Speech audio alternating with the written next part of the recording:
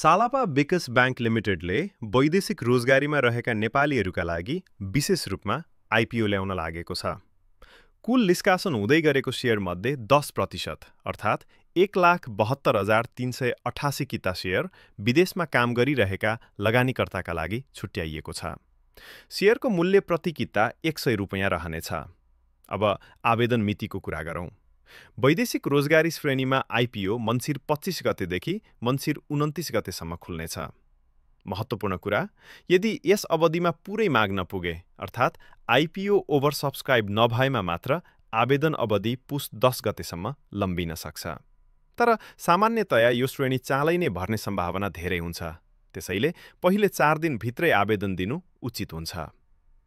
Foreign employment category किन आकर्षक मानिन्छ?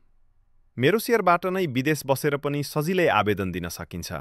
सालापा विकास बैंक क्षेत्रीय विकास बैंक भए पनि पछिल्ला वर्षहरूमा कर्जा विस्तार, निक्षेप सङ्कलन र डिजिटल सेवा विस्तारमा राम्रो प्रगति देखिएको छ।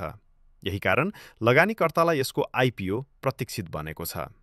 यदि तपाईँ अहिले खाडी मुलुक, मलेसिया, कोरिया, जापान वा कुनै पनि देशमा रोजगारीमा हुनुहुन्छ भने सालापा विकास बैंकको यो वैदेशिक रोजगारी श्रेणीको आइपिओ निश्चित रूपमा एक राम्रो अवसर हुन सक्छ। तर अन्तिम निर्णय गर्नुअघि कम्पनीको प्रस्पेक्टस अवश्य हेर्नुहोस्।